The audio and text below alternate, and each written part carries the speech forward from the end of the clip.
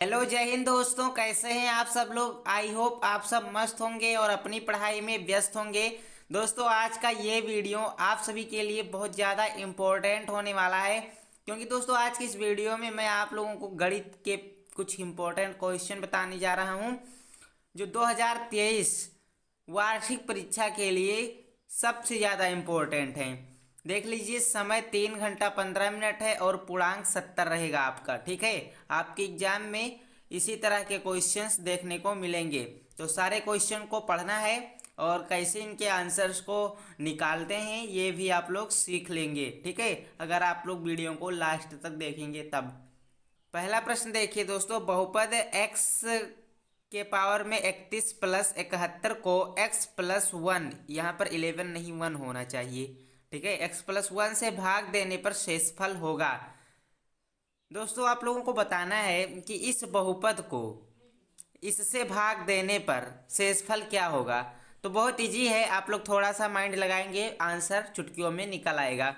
x plus 1 को उठाइए, इस वाले पद को पहले x प्लस 1, उसके बाद में क्या करना है, यहाँ से x की वैल्यू निकालना है, इसको 0 के बराबर कर दीजिए, x बराबर -1 आ जाएगा। कैसे किया, यहाँ पर +1 था, जब राइट हैंड साइड में पक्षांतर किया तो -1 हो गया, तो x की वैल्यू आ गई आपकी -1। ठीक है, अब इस -1 को यानी कि x के मान को आप लोगों को यहाँ पे रख देना है। तो x के पावर में 31, x किसके बराबर है, -1 के बराबर है, तो -1 के पावर में 31 हो जाएगा, प्लस प्लस क्या, प्लस है 71। ठीक है, प्लस 71। दोस्तों आप लोग देख सकते हैं यहाँ पर विषम घात है, इसलिए यहाँ पर आपका माइनस में वैल्यू प्राप्त होगा, और क्या प्राप्त होगा, -1 इधर लिखते हैं। देखिए इसको रब करते हैं पहले सारे को, देखिए -1 के पावर में 31 यही तो आया था, और प्लस 71 ये आया था ना। विषम घात की वजह से माइनस चिन्ह आ जाएगा। 1 के ऊपर कितनी भी पावर हो उसका वैल्यू हमेशा 1 ही होगा, और ये माइनस में था और घात विषम है इसलिए यहाँ पे माइनस आएगा, प्लस 71। अब 71 में से -1 घटाएंगे तो 70 आपका आंसर आ जाएगा। ऑप्शन ये सही है। आई होप आप लोग समझ गए होंगे, कुछ विद्यार्थियों को समझ में नहीं आया होगा तो एक बार वीडियो को पीछे करके पुनः समझेंगे, आई होप आपको समझ आ जाएगा। दूसरा प्रश्न देखिए, 5x³ -4x² प्लस 7x में x² का गुणांक है। यहाँ पर दोस्तों आप लोगों को बताना है देख करके कि x² का गुणांक कौन सा है। कैसे पता करेंगे x² का गुणांक, आप लोग देखिए x² के बगल में कौन सी संख्या लिखी हुई है, x² के लेफ्ट हैंड साइड में कौन सी संख्या लिखी हुई है। तो x² के लेफ्ट साइड में -4 है, तो यही इसका बहुपद यही इसका गुणांक हो जाएगा, -4। कई विद्यार्थी 4 सोच रहे होंगे, लेकिन 4 नहीं, चिन्ह के साथ में लेना है, -4 होगा। देखिए तीसरा प्रश्न आपका क्या कहता है, निम्नलिखित में से कौन सा बहुपद है। तो ये BC, यहाँ पर तो ये बहुपद नहीं हो सकता, ये आपका हो सकता है सही आंसर। ठीक है, तो यही आपका राइट आंसर होगा, ऑप्शन डी।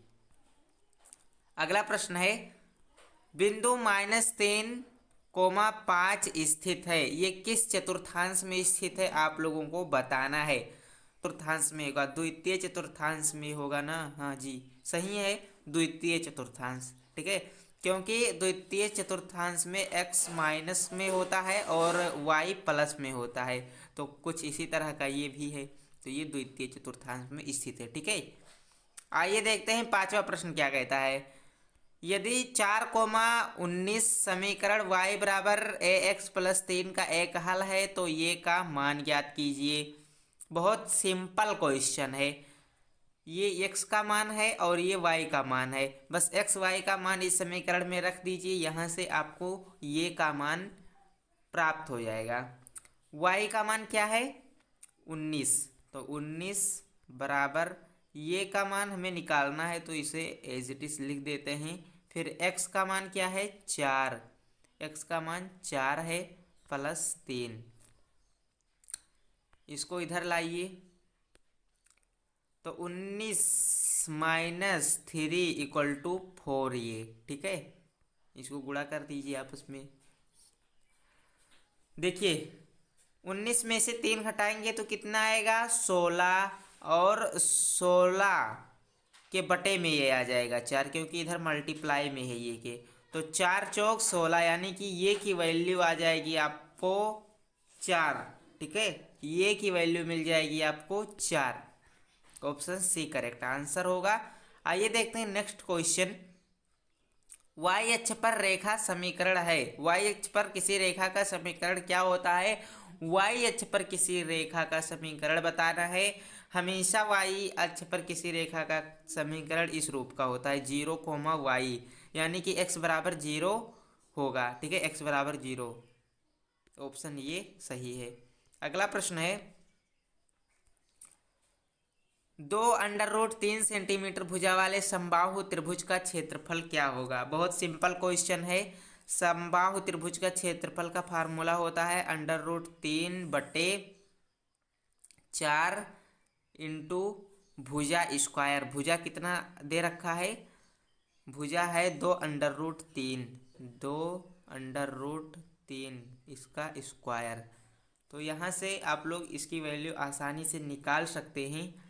यहाँ से इसका स्क्वायर कितना आएगा, पहले इसका स्क्वायर कर लेते हैं इधर से। तो 2 दूना 4 और √3 का स्क्वायर 3, यानी कि 4 तिहाई 12। देखिए इसका स्क्वायर करके डायरेक्ट मैं लिखता हूँ तो कंफ्यूज मत होइएगा। इसका स्क्वायर 4 गुणे 3 इतना आएगा, ठीक है। इस रूप में लिख दीजिए, क्योंकि 2 का स्क्वायर 4 और √3 का स्क्वायर 3।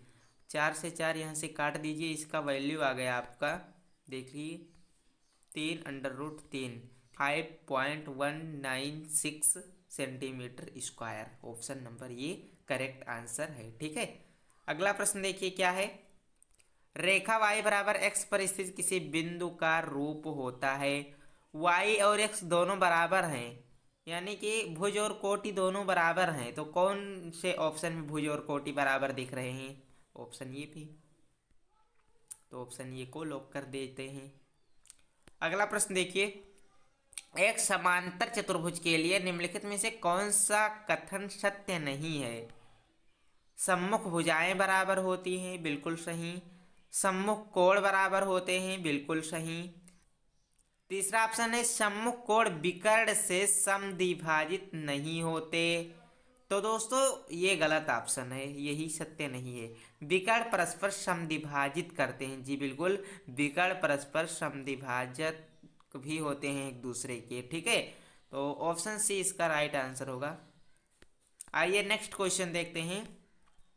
एक घन का कुल पृष्ठीय क्षेत्रफल 96 सेंटीमीटर स्क्वायर है, घन का आयतन क्या होगा?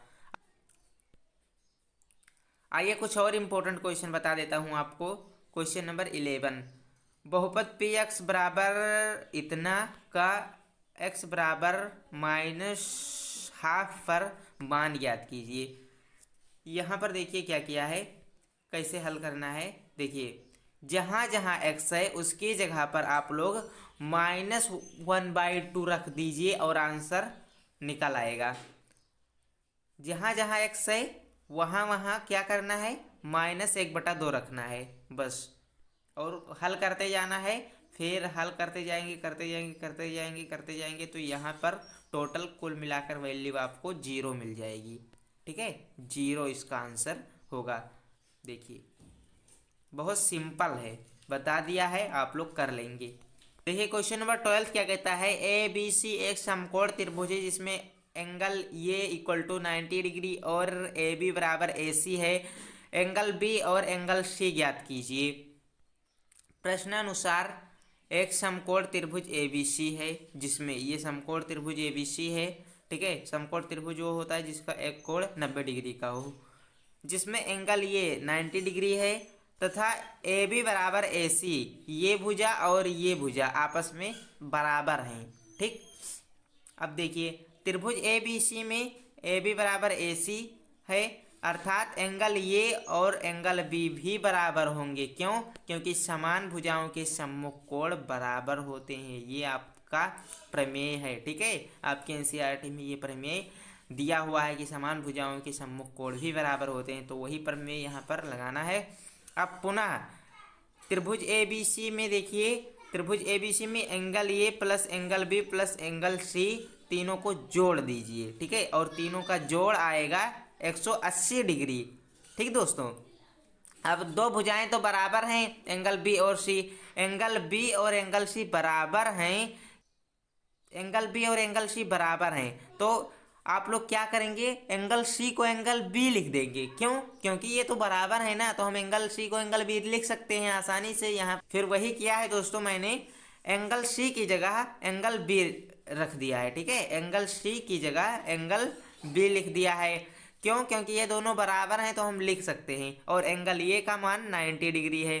यहीं पर ज़्यादातर बच्चे कंफ्यूज हो जाते हैं, बस आंसर गलत इसका निकाल देते हैं, और बहुत सारे स्टूडेंट कर ही नहीं पाते हैं कि कैसे करेंगे इसका आंसर, जो नहीं पढ़े होते हैं। तो आप लोग डीपली पढ़े ही होंगे पहले से, और ये तो रिवाइज आपका हो रहा होगा। ठीक है, तो कोई टेंशन की ज़रूरत नहीं है। अगर आप लोगों ने साल भर मेहनत की है तो एग्ज़ाम अच्छा ही जाएगा आपका। तो यहाँ पर 90 डिग्री और angle B 2 angle B equal to 180 degree. 2 angle B यहाँ पर 90 डिग्री को यहाँ पे ले आए हैं, और ये प्लस में था तो इधर आएगा तो माइनस में हो जाएगा। तो 180 डिग्री में से माइनस करेंगे 90 डिग्री, तो 90 डिग्री आएगा। और यहाँ से 2 को यहाँ इधर प्रक्षांतर करेंगे तो ये बटे में हो जाएगा, क्योंकि उधर मल्टीप्लाई में था। ठीक दोस्तों, अब यहाँ से आपको 45 डिग्री माना मिल जाएगा एंगल बी का। तो एंगल बी का 45 डिग्री आया, तो एंगल सी का भी 45 डिग्री आएगा, क्योंकि ये दोनों बराबर हैं, ये दोनों कोण एंगल बी एंगल सी। ठीक, यही तो मैं कब से कहते आ रहा हूँ, एंगल बी एंगल सी बराबर हैं। तो आप लोग ध्यान दीजिएगा यहाँ पे। ठीक दोस्तों, बहुत सिंपल क्वेश्चन है। क्वेश्चन नंबर 13 देखिए, यदि बिंदु 3,4 समीकरण 3y बराबर ये x प्लस 7 के आलेख पर स्थित हैं, तो ये का मान ज्ञात कीजिए। इस तरह का क्वेश्चन मैंने ऑब्जेक्टिव में अभी आपको बताया है।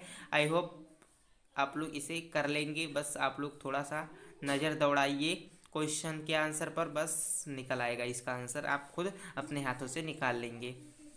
चलिए अगला प्रश्न देखते हैं, क्वेश्चन नंबर 14। यदि ये -1 कोमा ये +5 कोमा ये +11 और ए +17 का माध्य 10 है, तो ये का मान ज्ञात कीजिए। ये भी बहुत सिंपल क्वेश्चन है।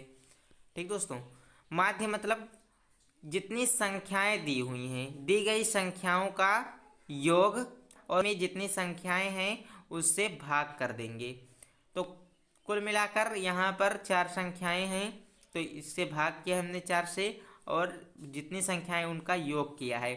कुल संख्याओं का योग इतना आया है 4a + 32, और बटे 4 में तो जितनी संख्याएं थी वो है ही। और माध्य कितना दिया हुआ है क्वेश्चन में, देख लीजिए, माध्य 10 दिया हुआ है। बस सेम पैटर्न आप लोग फॉलो करते जाइए। देखिए बहुत सिंपल क्वेश्चन है, आप लोग इजीली हल कर सकते हैं। तो यहाँ से आपको मिलेगा ये बराबर 2।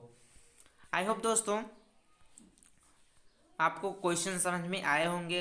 कई क्वेश्चन ऐसे भी रहे होंगे जो आपको समझ में नहीं आए होंगे, तो उसके लिए क्षमा चाहता हूँ। आएंगे, चलिए कोई बात नहीं। Best of the luck. आप लोग एग्जाम देने जाइए, अच्छा से अच्छा नंबर स्कोर करके आइएगा। आप लोगों ने मेहनत की होगी तो आप लोगों को अच्छा परिणाम मिलेगा। जय हिंद, वंदे मातरम।